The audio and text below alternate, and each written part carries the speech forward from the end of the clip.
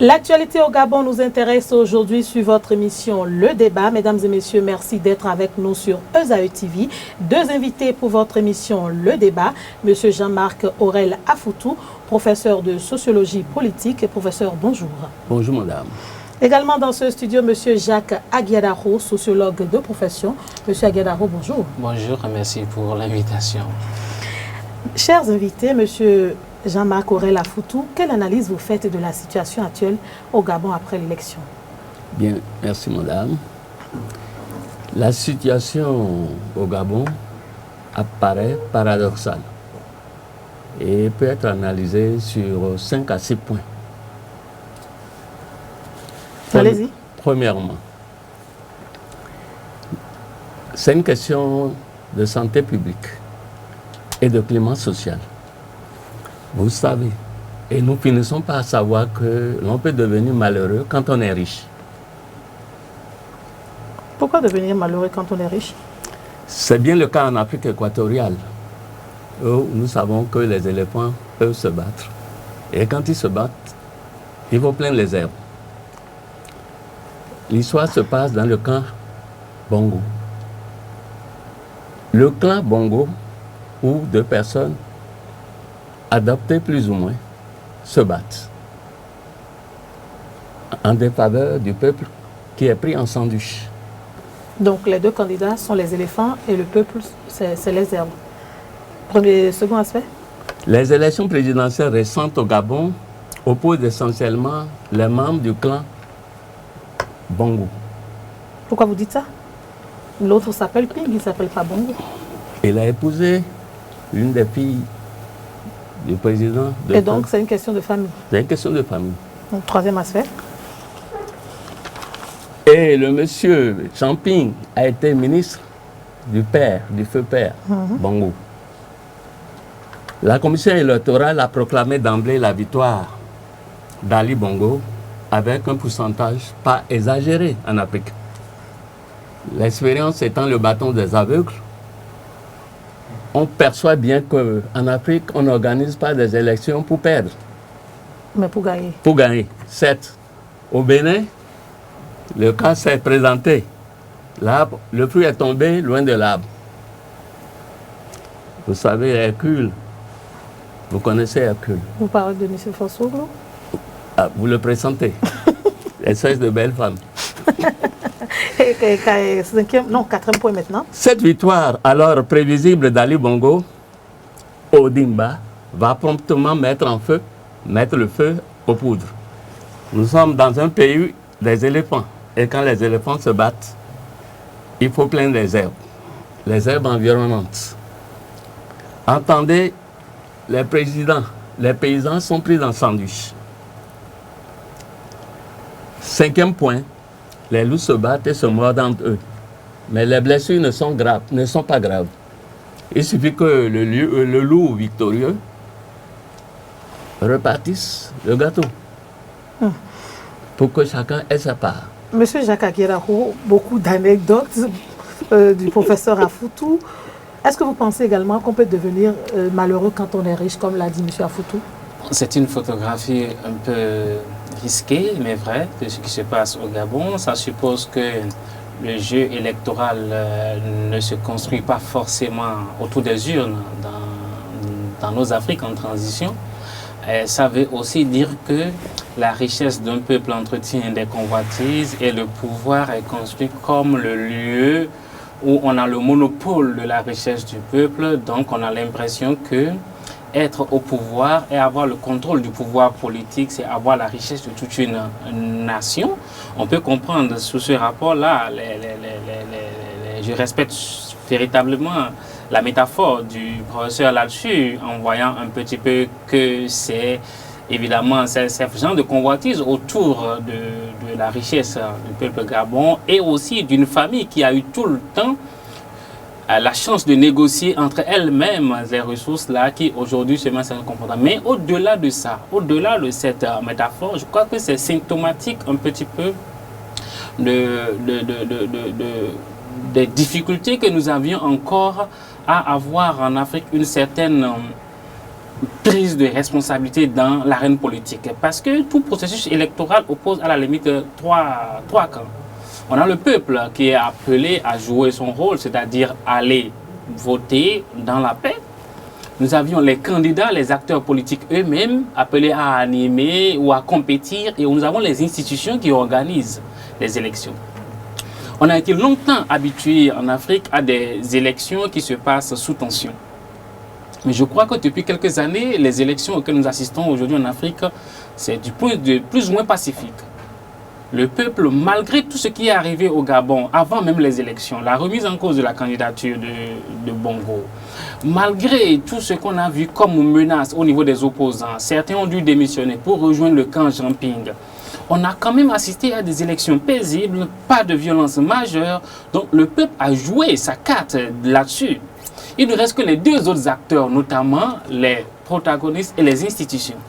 Mais on est allé à une élection où la commission chargée d'organiser ces élections n'a même pas encore donné ses résultats. La démocratie est là. Chaque camp a mis en place un dispositif pour faire son comptage et avoir ses résultats. Là, ça veut dire que les gens n'attendaient même pas les résultats de la commission pour établir le camp du vainqueur. Donc, le jeu des institutions apparaît comme une façade, apparaît comme juste un semblant, ou bien c'est juste une formalité. On avait l'habitude de dire que le vote était une formalité pour le peuple. À un moment donné, on a connu une baisse d'expression des suffrages, une baisse d'expression du droit de vote. Aujourd'hui, c'est moins le vote que les institutions elles-mêmes qui apparaissent comme une forme de théâtralisation de l'acte politique, de l'acte électoral. Quand on finit ce niveau-là, on croyait avoir fini un petit peu avec la France-Afrique. On croyait avoir fini avec des télécommandes en période électorale en dehors du pays.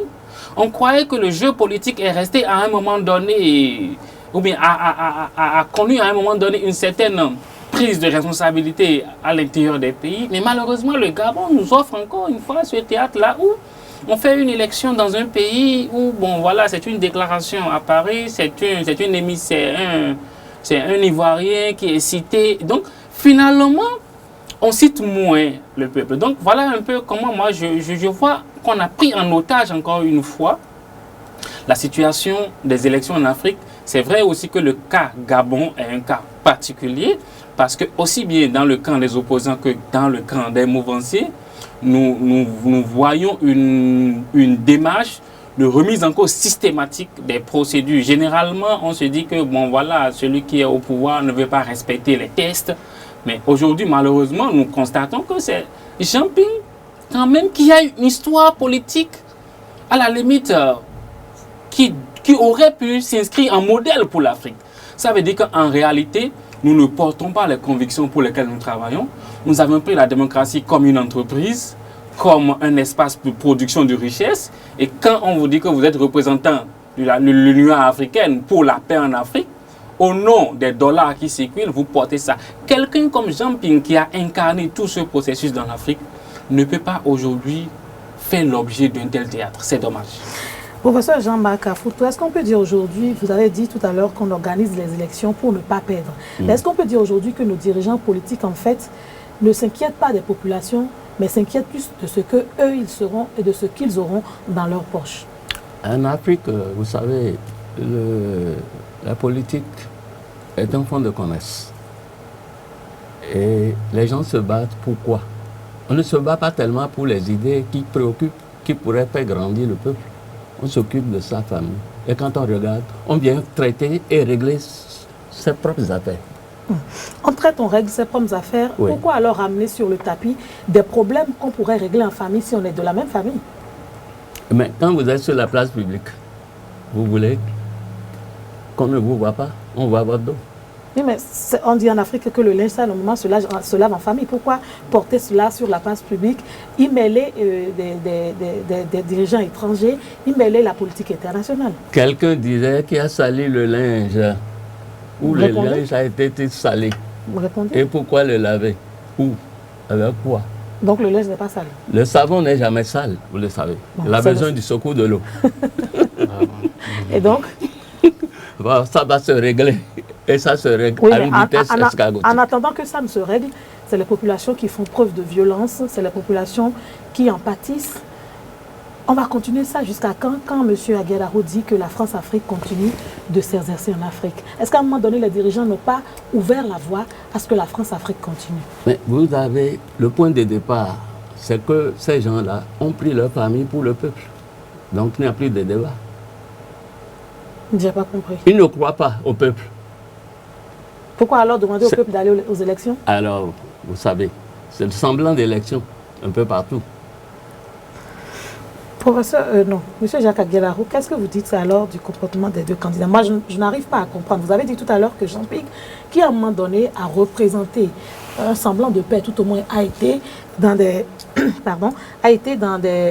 des missions de paix et autres, aujourd'hui devrait être un modèle. Qu'est-ce qui l'a poussé alors à ne plus être un modèle quand les deux camps se tiraillent entre eux? Bon, en fait, c'est d'abord cette hypocrisie qui caractérise globalement l'intellectuel africain, parce qu'on le veut ou non, l'intellectuel, ce n'est pas forcément celui qui a le grand diplôme. L'intellectuel, c'est celui qui incarne une certaine motivation pour la vie sociale, pour la vie politique, pour l'autre, qui réfléchit pour l'autre. Mais tous ceux-là, à la limite, ont été, malheureusement, doivent être considérés aujourd'hui comme des entrepreneurs de la machine de la démocratie. Ce sont des fonctionnaires de la démocratie. Donc il faut commencer par faire le point entre qui est fonctionnaire de la paix et de la démocratie et qui est porteur, qui porte en lui-même l'aspiration pour la paix. Donc Jean-Ping, fonctionnaire pour l'Union africaine, n'est pas forcément Jean-Ping, défenseur de la paix, de la stabilité en Afrique. Jean-Ping, candidat aux élections, n'est pas forcément le même Jean-Ping qu'on a connu dans le passé. Donc il faut faire cette démarcation.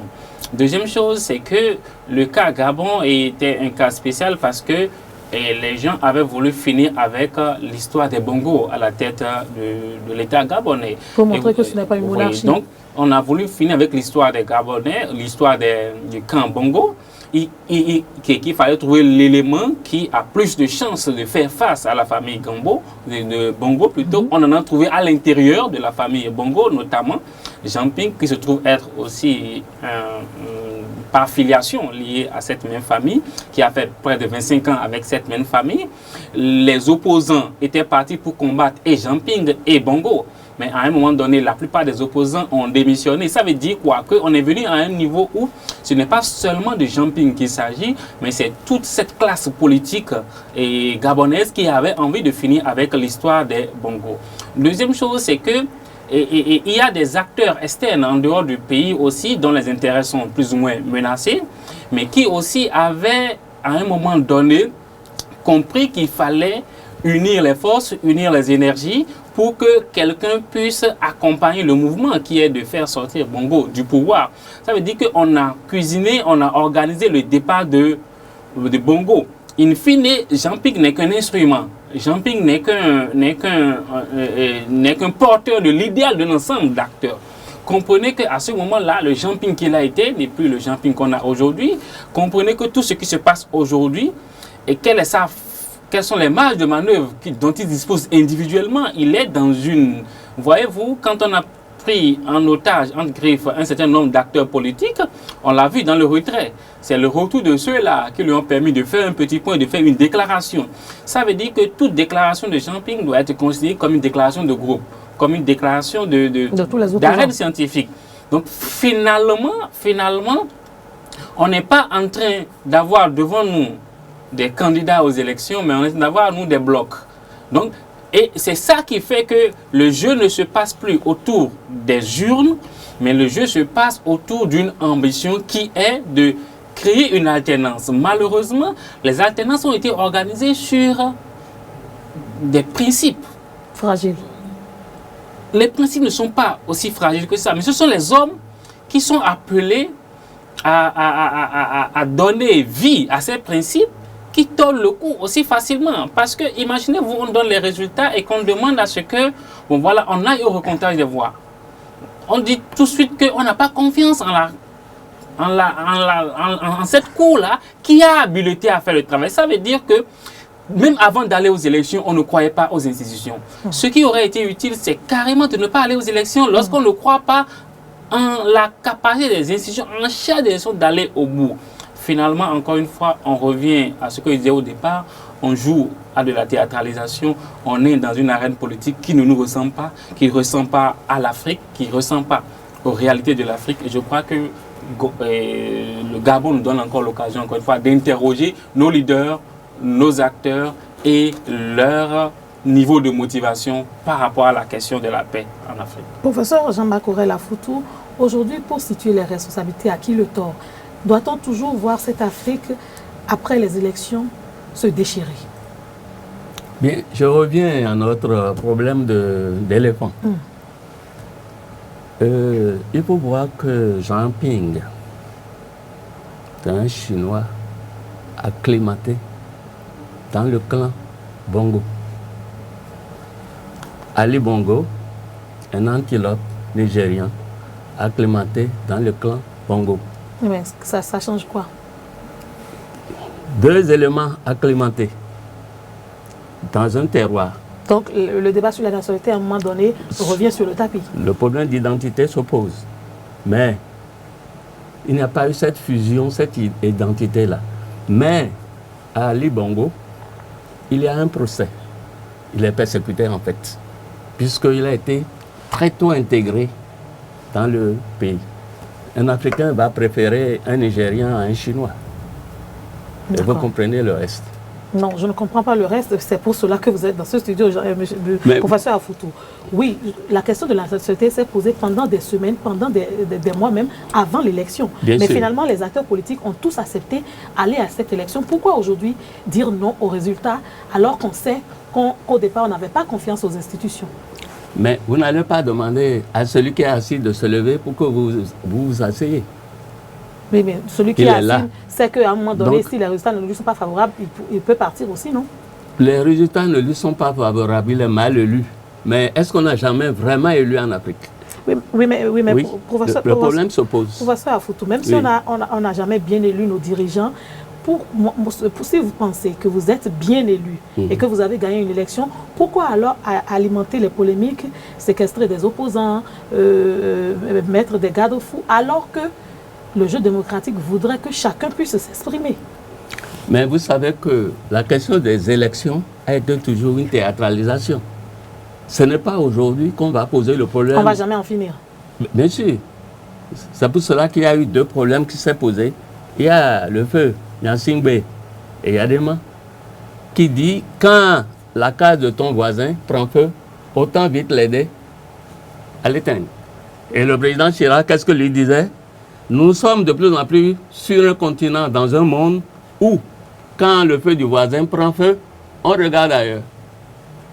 Pour le moment, que font les voisins du Congo? Le Gabon est un pays découpé, qui a été créé, découpé de Congo-Brazzaville, qui a été créé par après la Seconde Guerre. Vous dénoncez le silence des pays qui sont autour du Gabon? Bien sûr, le silence hypocrite. Ça a été toujours ça. Laissons-les faire.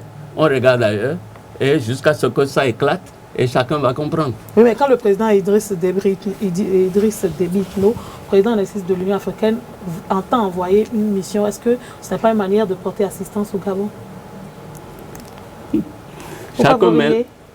Chacun met la main au menton et regarde. Va les voir. Donc ça ne donne rien? Pas grand-chose. C'est de l'eau sur le dos d'un canard. Professeur, monsieur Jacques Aguiedaro, vous pensez également que c'est de l'eau sur le dos? Non, je crois que c'est un rituel, hein, c'est un rituel. On fait les élections, ça passe pas bien, les gens s'agitent, après on envoie une diplomatie, les fonctionnaires refont surface. Là, c'est à coup de dollars, les gens iront en mission au Gabon, ils vont faire les pourparlers.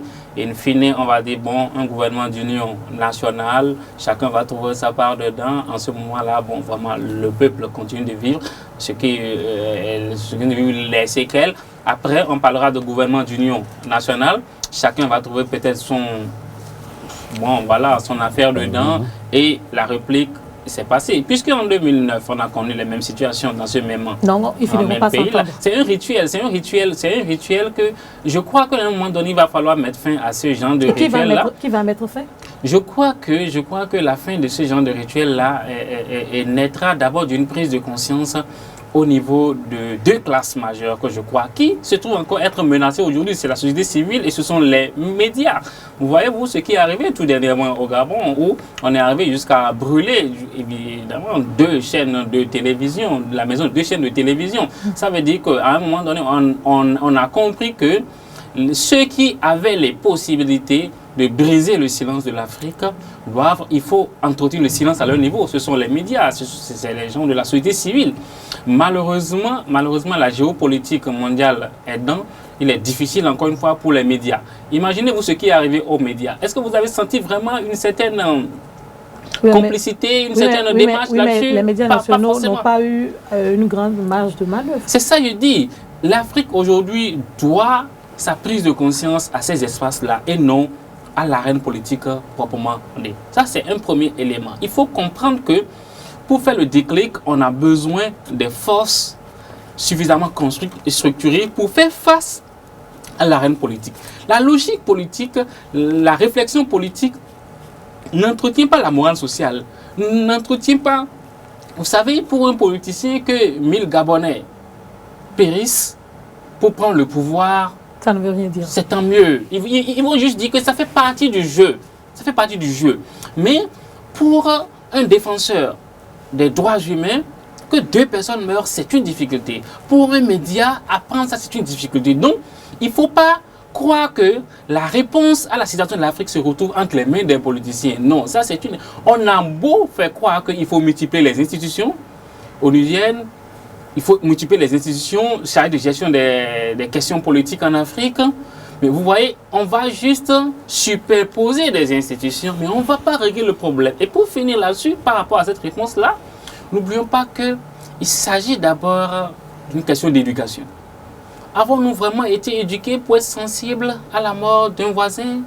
Je ne crois pas encore. Donc, il y a cette éducation qui n'a pas encore réussi à forger un profil humain panafricaniste.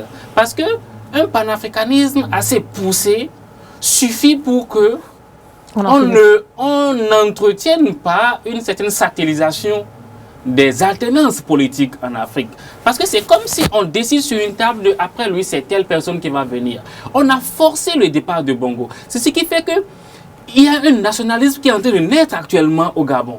Et ce nationalisme, malheureusement, profite à Bongo. Et nous savons tous que Bongo a gagné les élections dans des conditions difficiles. Mais la démarche de Jean Ping, l'environnement de Jean Ping en ajoute même à des gens qui ont voté probablement pour Jean Ping, mais qui, au nom du nationalisme, vont sentir la nécessité de faire une sorte de riposte contre une certaine forme d'impérialisme. Et c'est là la difficulté de l'Afrique. Professeur Afoutou, si aujourd'hui un de vos étudiants vous posait la question de savoir, face à la situation actuelle au Gabon, que faut-il faire, que doivent faire les populations pour qu'on n'en arrive plus à ces genres de situations en Afrique, que lui répondriez-vous? Bien, est-ce qu'en Afrique, nos populations sont assez mûres quand elles sont énaillées par les problèmes quotidiens, les problèmes de chaque jour? Un homme politique n'est pas capable de vous dire combien coûte le pain aujourd'hui. Il ne peut rien dire. Et quand les gens sont incapables de réfléchir, de prendre à charge les problèmes de leur peuple, vous comprenez que tout va à volo. Oui, mais le peuple au moins peut décider de se prendre en charge. Le peuple, quand tu as faim, tu veux décider de quoi? Un homme politique dit, l'homme qui a faim n'est pas un homme libre. Tu as faim et tu veux décider, tu peux réfléchir. Oui, mais les populations ont fait au Gabon actuellement, mais ne refusent pas de faire le jeu des politiciens en s'entretuant. Ce sont les jeunes recrutés qui deviennent chairs à canon. Oui, mais ces jeunes-là, on ne peut pas les ramener à l'autre. Ne sont pas encore une population. Les analphabètes peuvent réfléchir autant en profondeur et prendre des décisions. Quelques intellectuels qui s'ennuient, qui utilisent les postes. Regardez combien d'ingénieurs agronomes on a en Afrique. Et le maïs, le riz, les denrées coûtent très cher. Donc il n'y a pas d'issue possible à ces crises en Afrique. L'issue ira à la vitesse escargotique. Vous voyez? Ça prendra du temps. Ça prendra du temps. Et si je vous demandais de conclure cette émission, que diriez-vous aux Gabonais? Comment conclure? Ou au peuple africain? Pour se dire que le soleil appartient à l'Afrique et le soleil n'a pas honte de se lever. Nous ne devons ouvrir que nos fenêtres. Et nous ne sommes pas des daltoniens, nous connaissons la beauté de l'arc-en-ciel. Assez de métaphores, assez de poésie. Monsieur Jacques Aguilera-Roux, non, je voudrais juste, pour conclure, dire que la jeunesse africaine doit pouvoir prendre ses responsabilités. L'éducation, il nous faut régler 2 défis majeurs pour sortir de cette démarche-là, de ce rituel-là, et quitter vraiment cette tendance au fort taux d'analphabétisme. C'est vrai, demain, c'est encore la journée internationale de l'alphabétisation. On va encore penser à toute cette masse critique analphabète qui n'a pas droit de citer dans ces espaces-là. Deuxième chose, c'est que tant que nous continuons à faire croire à nos politiciens que leur mot d'ordre suffit pour que nous allons sur la rue, le rituel va commencer. Le jour où un politicien donnera un mot d'ordre et que derrière lui, il n'y aura personne, il comprendra que, attention, le peuple a changé. Mais pour qu'il n'y ait personne, il faut le pain. Il faut que les gens trouvent à manger. Pour qu'il n'y ait personne, il faut la lucidité. C'est qu'il faut la lumière. Il faut que les gens, à un moment donné, soient capables de faire la rupture et de dire non à ce qui se passe. Et enfin, il faut que la vie politique constitue vraiment une dynamique qui n'appartient pas aux riches. Tant que c'est le président du parti politique qui a le monopole de la vie politique de son parti, comprenez qu'à un moment donné, il ne soit pas forcément quelqu'un qui ait fait le chemin. Avant d'être candidat, vraiment, il y a une éducation importante qu'on doit pouvoir recevoir par rapport à la chose publique. Malheureusement, ces parcours ne sont pas ceux à quoi on assiste. Espérons vraiment que le cas gabonais nous donne encore une fois les leçons sur le fait que l'Afrique n'a pas encore réussi à mettre en place le dispositif pour sécuriser. On a réussi des élections sans violence. C'est déjà un progrès, il faut se féliciter de ça et dire merci pour ces Africains qui font des élections sans violence. Deuxième étape maintenant, ayons des institutions si fortes, si crédible. Et troisième étape, nous allons voir le changement de comportement. Moi, je crois plutôt, à la différence du professeur, que ça va changer. Il a dit, ça va être vraiment un processus long. Mais je crois encore une fois que tant qu'il y aura des médias qui ne vont pas se lasser de faire de ces genres de débats, tant qu'il y aura des gens de la société civile qui vont continuer à faire le combat, je crois que progressivement, l'assainissement de la vie publique, la vie politique va connaître de nouveaux jours. J'y crois encore une fois pour cette Afrique-là. Merci à vous, chers invités. Nous espérons que la situation au Gabon va s'améliorer. Mais pour cela, il faut que de plus en plus les Africains puissent éduquer leur population, que la jeunesse prenne ses responsabilités, que la jeunesse dise non aux politiques et que la vie politique ne puisse plus désormais appartenir aux plus riches. Il faut un changement de comportement, plus de civisme et de patriotisme de la part des populations. Et pour cela, il faut également des institutions fortes. Mesdames et messieurs, c'est la fin de votre émission Le Débat. Je remercie toute l'équipe technique et de réalisation qui m'a accompagné. D'ici là, prenez soin de vous et restez connectés sur le www.ezaetv.com.